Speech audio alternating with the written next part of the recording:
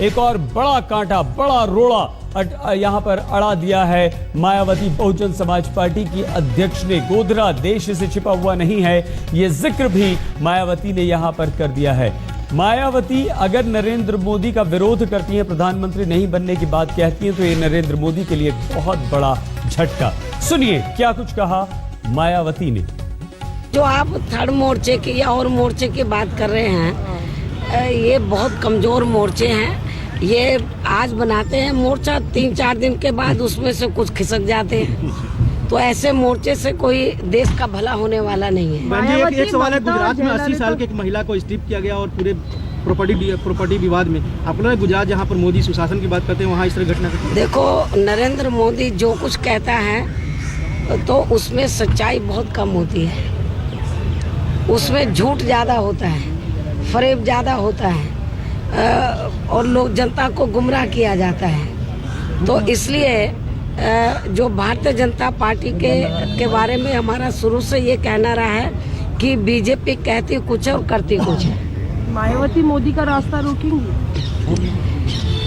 यदि हमें नहीं रोकना होता तो सेंटर में यूपीए 1, यूपीए 2 या इससे पहले भी तो भारतीय जनता पार्टी को सेंटर में सत्ता में आने से रोकने के लिए या सांप्रदायिक ताकतों को सेंटर में सत्ता में आने से रोकने के लिए, तो हालांकि हम इनकी नीतियों से सहमत नहीं थे जो यूपीए की गवर्नमेंट थी, लेकिन क्योंकि सांप्रदायिक ताकतें हावी ना हो जाएं तो इसलिए हमने इनको समर्थन दिया था, यूपीए 1 और यूपीए 2 को, और उससे पहले भी दिया।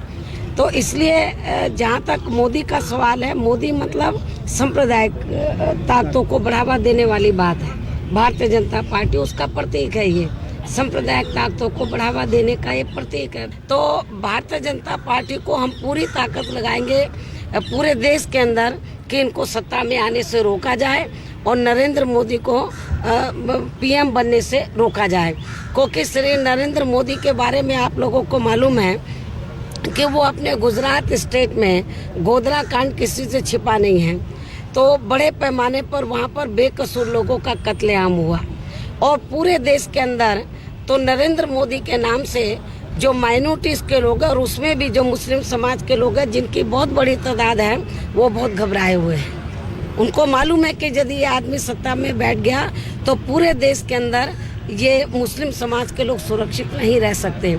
तो देश के भी हित में और सांप्रदायिक जो ताकतें उनको कमज़ोर करने को ध्यान में रखकर और माइनॉरिटीज़ के भी हित में तो बीजेपी को केंद्र में सत्ता में आने से रोकना बहुत ज़रूरी है। तो इसके लिए हम पूरी ताकत लगाएंगे और पूरी तैयारी के साथ हम उत्तर प्रदेश ही नहीं पूरे देश के अंदर हम चुनाव लड़ेंगे। मायावती ने बहुत ही कड़े शब्दों में नरेंद्र मोदी की आलोचना यहां पर की है। देश को धोखा दे रहे हैं नरेंद्र मोदी। बीजेपी को रोकने के लिए हमने यूपीए को समर्थन दिया था, सत्ता में आने से रोकने के लिए बीजेपी को और नरेंद्र मोदी को प्रधानमंत्री बनने से रोकने के लिए हम पूरी ताकत लगा देंगे।